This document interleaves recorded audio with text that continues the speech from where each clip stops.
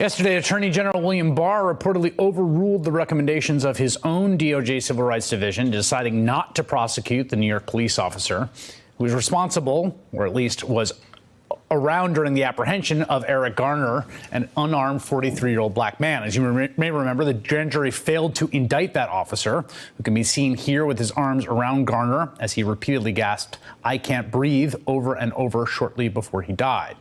Today, Senator and presidential candidate Cory Booker of New Jersey wrote a letter to Attorney General Barr blasting that decision, demanding answers on how he came to that conclusion. Quote, "Many people, particularly people of color, feel as if the system is stacked against them without hope of accountability, even when a violent and unnecessary homicide is captured on video for all the world to see.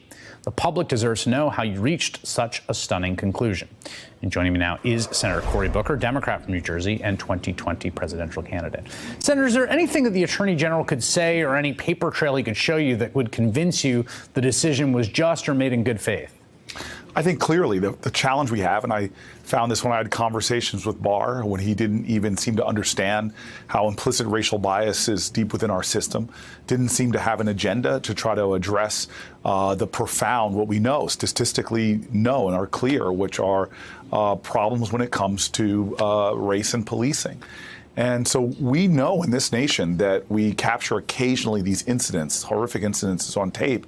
But I think most Americans also know for every one that we catch on tape. Remember, Eric Garner's case was filed on a police report that didn't even speak to the use of force.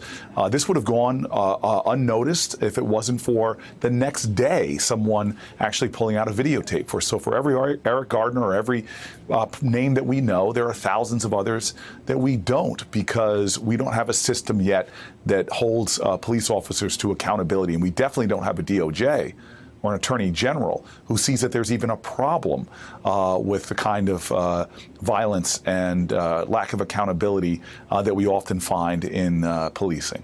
You have a new piece of legislation that I thought was very interesting, sort of looking at the criminal justice reform, particularly the federal prison population, and offering a possibility for an application for clemency for people that have served 10 years. What's the idea behind that? Well, the idea is really the evidence and the data. We in America have about 250,000 people that are older in prison that all the data shows pose little threat to us, and most of them are there for egregiously long, nonviolent drug terms. And, you know, you have 65, 75-year-old people who are very expensive to keep behind bars, pose very little threat, were put into prison under these draconian times, and that even the United States Senate, 87 of us voted through the First Step Act, which I helped write, to reduce sentences now, not made retroactive. So I just believe that we should have judges start to take a second look at many of these people that are over incarcerated, and if they find that there is no reason to keep them in jail, and this means including any victim statements or what have you, but take that look and have a presumption actually for release so that we can start saving billions of taxpayer dollars and getting folks who pose us no threat whatsoever, most of whom are there on sentences that don't really add up under the scrutiny of the judicial system, looking at it with an eye of compassion and frankly, an eye of what's best for society. I'm not sure if you got to see tonight, the president had a rally, and there were a crowd of people that after the president attacked your Democratic colleague in the House, Representative Ilhan Omar, again, a crowd of people chanting, "Send her back, send her back."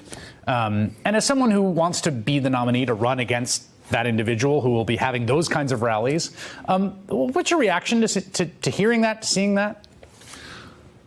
Well, it's despicable in the sense of what he's trying to do. And we know he's doing it now where the power dynamics have shifted. But remember, the things he's been saying about Ilhan Omar, he's been saying outrageous lies about Muslims. Remember, he said that after 9/11 in Jersey City, that there were, thousands of people cheering the World Trade Center. That was patently a lie used to try to bolster his political power. He's using racism, bigotry as a weapon.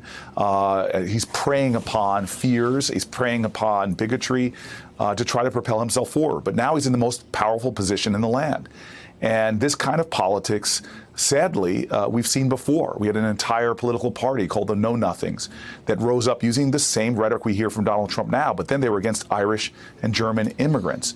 We heard my parents, my mom, watched in black and white on TV, George Wallace, with accusations of communism, the same language, the same bigotry, the same hate that we see now. My mom watched it in black and white, and today millions of Americans saw it in full color.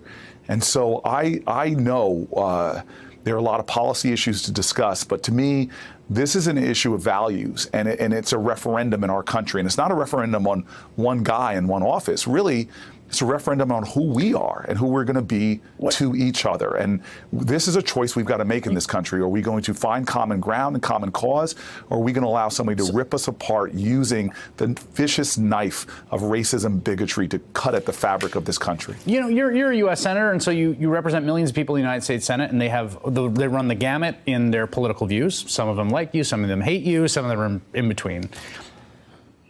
I mean, I think about the project for the next American president trying to stitch the country back together after the Trump administration. Like, what would you, Cory Booker, presidential candidate, maybe presidential nominee, maybe president of the United States, say to the people who are in that room chanting "Send her back" when and if you were their president, that you represent them? Like, what do you want to tell them?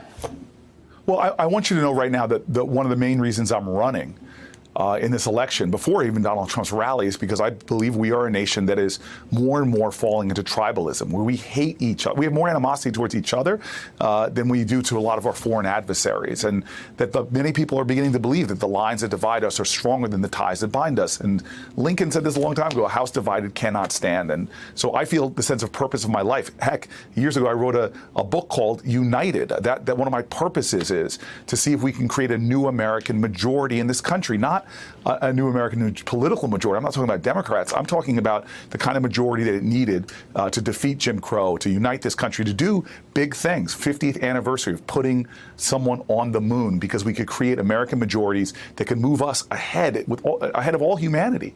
And I believe our generation should try and aspire to defy gravity again. And we can't do that if we don't have presidents who know how to heal, have a revival of civic grace, and to instigate a more courageous empathy. And so we've had hatred and fear-mongering every generation, but we've overcome that by finding those leaders who can call to the moral imagination of a country, and that's what I intend to do. Senator Cory Booker, 2020 presidential candidate, thanks for making time.